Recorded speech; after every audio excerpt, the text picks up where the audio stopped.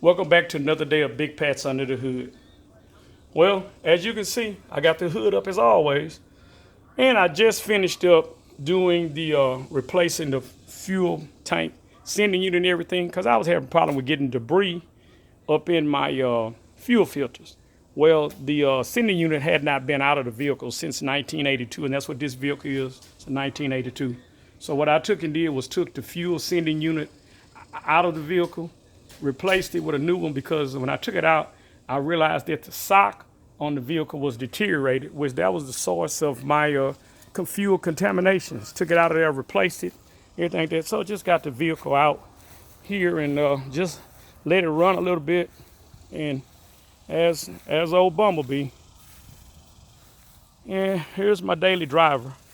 So had to take my motorcycle today out to get it inspected, and got it inspected and everything. And rode it around a little bit, burned a tank of fuel up in it, filled it back up. I always that super unleaded and added a little pint of that octane boost in her so she can get around 104.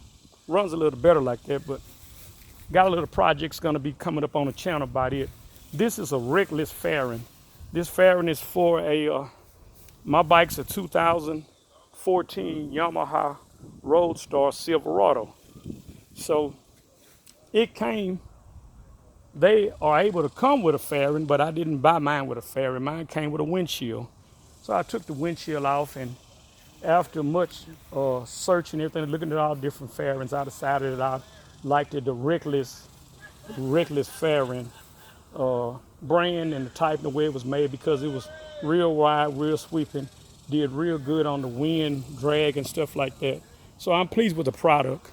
I'm gonna be doing a full, I've already temporarily installed it so I could just get a feel for it. I'm gonna take it off because it has a gel cut on it, so I need to wet sand it down, primer it, block it, paint it, wet sand it again, clear coat it, and cut and buff it, put it in there. And I'm trying to decide what I'm gonna do as far as audio. Am I gonna put a media player in it or whatever like that? Whatever I do, it's gonna be a media player with navigation, whatever. Am I gonna use, it's got 4 5.25-inch holes cut for speakers. So I don't know if I'm gonna do marine speakers or I'm just gonna do regular. Kind of always been a guy for the Pioneer brand and kicker and stuff like that. So it's gonna try to see what I'm gonna do. My Camaro here came with the Boston acoustics in it when I bought it, and I also bought it with the dealer installed 10-inch subs in the back. That amplifier went out, and I put a Precision Audio 2000 watt in it. So Camaro's pretty much done. Monte Carlo, I got to do some stuff on it. It's got a little bit of a radio stuff in it, but I'm gonna finish it up a little bit here. But trying to get the drivetrain all together, and I've pretty much got it done now. I see I have one other problem. I had a little exhaust leak, and for any of you, whoever installs a EGR blockout valve, which is this right here, it has a port. There's 2 ports here. It's one of them right here. This in here is sealed when it's made, but right here it has the ability that thing will blow out of there. So what I'm going to do is take it out. I'm going to take my tap and die set, and I'm going to drill it out to a larger size. I'm going to tap it. I'm going to tap that thing to a 1/4 inch. Then I'll put a 1/4 inch pipe tap in it with some Loctite, because it makes the car, when it's running, it sounds as though like the car has an exhaust leak from under, but it's not. It's from that EGR block off plate. So thanks again for watching. I always remember, like, share, subscribe. Hey, give me some comments. You know, I'm doing this, just as a courtesy to help somebody out, because everybody's not building a resto mod. Some people are actually building period correct hot rods, and that's what I'm doing. I have an 82 C10 I'm going to be working on, and I'll probably do a resto mod of sort to it.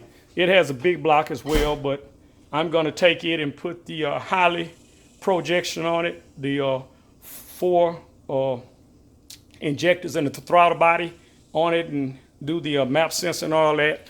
Cause that's what I'm gonna do with that. And I got a 4L60 right here that I picked up a couple of weeks ago. I think I may have put it this little post on the channel, but it's a 4L60.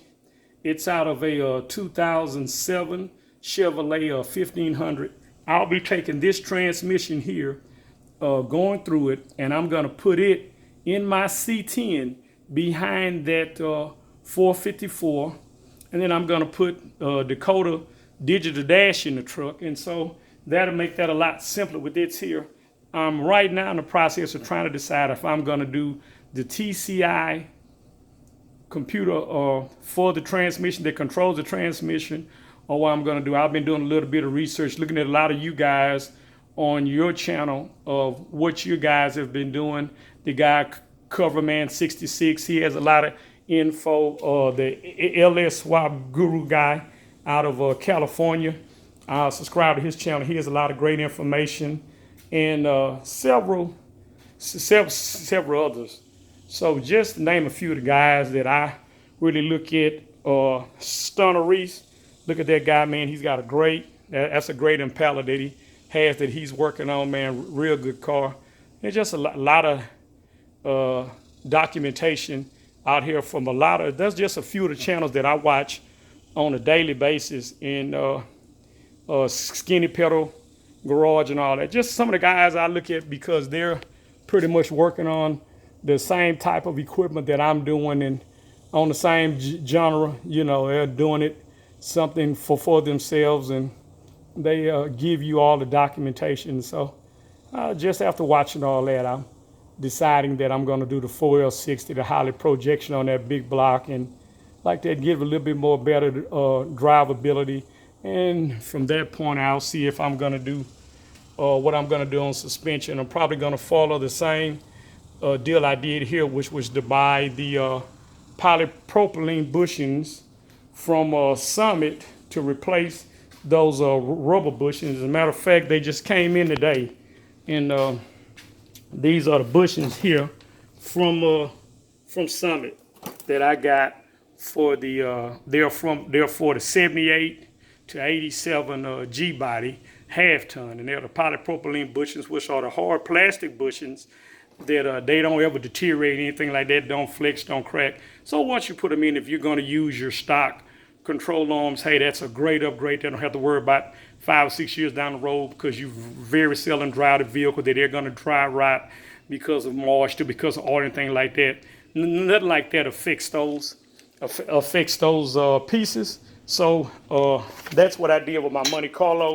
and that's the same way I'm going to do with the C10. As I say again, comments are very much welcome on what you guys think, and if it's a product or something that you all have used on something that I'm doing, I would love to hear about it. I would love to hear about it. I love to hear about it. And if it's a company that you use, I live in Houston. If it's a company that you've done some work with, I like to hear about it. Transmission, I use this guy called Whitmire Performance. He's located on the north side of Houston, off of 45 North in Little York. He's one block north of Little York in this strip center. He builds all the transmissions for competition sales and a lot of the dealerships and all like that. And he's a great guy. Been in business for over 40 years. So if it's something that you want to get done as far as transmissions, whether it be a refresh, a rebuild, mild or wild, hey, look that guy up and tell him that Big Pat sent you. And I recommend that guy. As far as engines and stuff like that, I use a place called A1 Engines. They're off of Tidwell in Airline, and the guy's name is Maurice. He's one of the owners there. Hey, you got something that you're building, doesn't matter if it's old school, if it's an LSL, if it's an LS, if it's it doesn't matter to make the brand or whatever. Hey, that guy got great prices, does great work. I've been using this guy for over 30 years. And whenever it's something I need to get done, that's the guy I use. So just want to give a little shout out to a lot of the people that I've been working with over the years and that have done a real service to me and my bills. At one time I had a shop and everything like that. Me and my dad did for amount of years, and those were some of the people that we used on a more basis because we were pretty much doing engines and transmissions and stuff like that.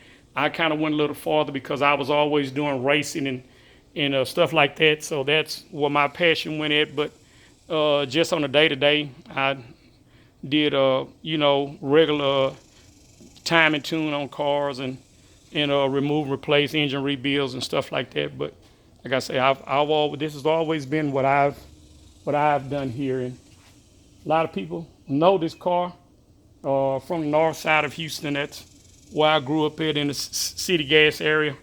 And one time I had a record holding 67 Camaro that ran 990s back in the 80s and early 90s. Sold that car and got out of it. But just one thing about doing cars is that you never get tired of doing it. You may slow down, but you're always going to keep something around to work on. So, like I say, you know anybody, that's doing something similar to what I'm doing and the stuff that I'm working on, and if you know somebody that a company that you've used as far as an electronic standalone computer for the 4L64 or 80, hey, give me a comment down and reply with a comment. Let me know the company's name and where I could get the item for and the luck or success that you've had in it with that item. Thanks again. Have a great day. See you at the next post.